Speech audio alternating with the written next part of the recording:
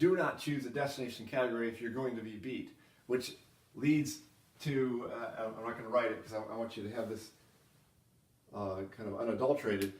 If you chose pizza, but don't deliver, that is not superior value because everybody around you is delivering. You might be superior inside your own format, but that doesn't matter because you want to come across as destination for everything. So you need to pick one that you can own totally. So a couple of suggestions are: don't pick some that are so heavily influenced on the outside, like delivery of pizza and things like that. So you may not want to be a pizza destination category.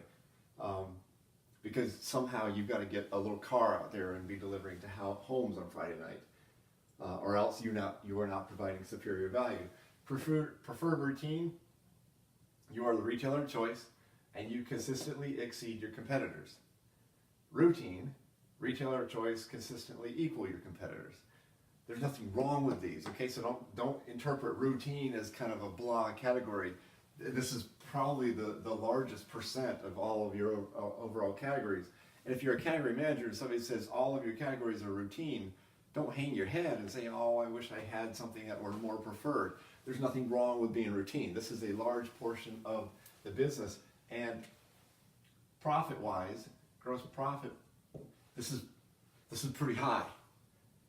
By its nature, destination is very difficult to have a high gross profit because you have to have superior value, which means you beat everybody. If you're going to beat everybody, that means you don't beat just traditional, you beat mass, and you beat club, and you beat everybody else. If you're going to beat them and you're traditional, that means you're going to make a lot less margin. So you cannot count on your destination categories for margin. You're counting on destination categories for a value image for your stores. If your preferred routine, this is the smallest percent, and then this is the next smallest. We'll get to these in a minute because convenience can mean a lot of SKUs, even though it might not be a large percent of the business. But next smallest, and in here you're the retailer of choice, and you consistently. So you're still a little bit GP challenged here.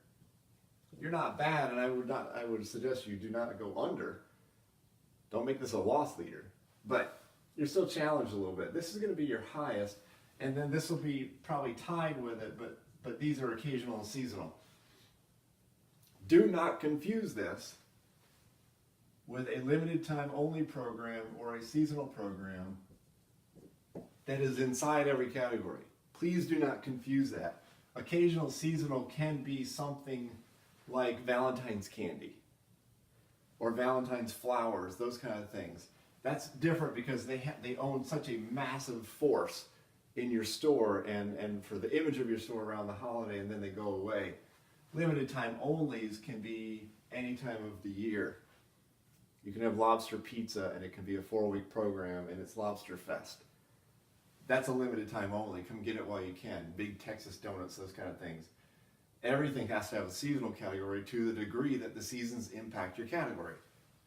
Baking, obviously, the fourth quarter or November through December is a big category for November through December. Not as much in the summer when people don't want to run their ovens. So there's a seasonal impact. But that's different than having an occasional seasonal category, which in reality is very confection based, but it could be cards and balloons and stuff like that. And then convenience. These are fill-in categories.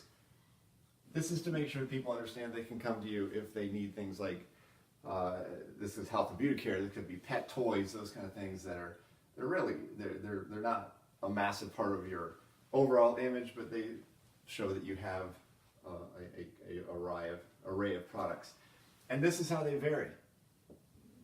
So your variables here, if you're going to be a destination category, obviously you're off the charts on all of this. Nobody should be able to walk through your store and not know, this is a customer, and not know that this category is destination. You get that? If you walk this store and do not know that your category is destination, then you are not successful. You should be sad.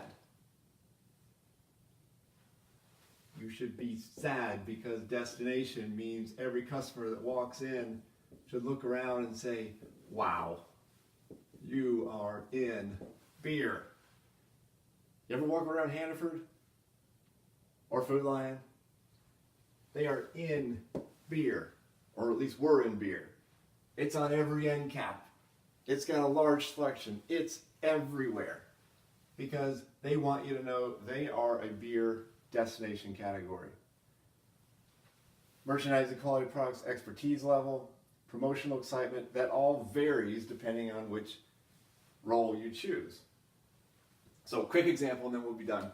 If beer, let's say beer is going to be a destination category.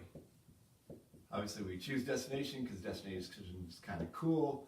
Everybody loves to say they're a destination category. It means you're going to work on less margin, and then you're going to have to go look at your competitors, right? So you have a quantitative analysis. What is this category doing? This is how we're just determining the role, and then we have to come back and say, okay, how is this category doing inside my own company and externally? And then qualitative, what does the consumer look for? What does the retailer look for? What is the market doing? What are the suppliers doing? This is a ton of work. It's good news and bad news. Somebody tells you you have a destination category, you've got a lot of work to do. It's going to be a lot of fun. But this means you have to have growler stations. You might want to have a bar. You might want to have constant promotions and beer trucks and beer sampling and beer in every category in the store. This is how it's living. Your breadth of your category and your assortment should be massive. Nobody can beat you. If they beat you, you're sad. Quality of the products, you should know the beers from all over the world. If you go in Beer World, they have it categorized by countries.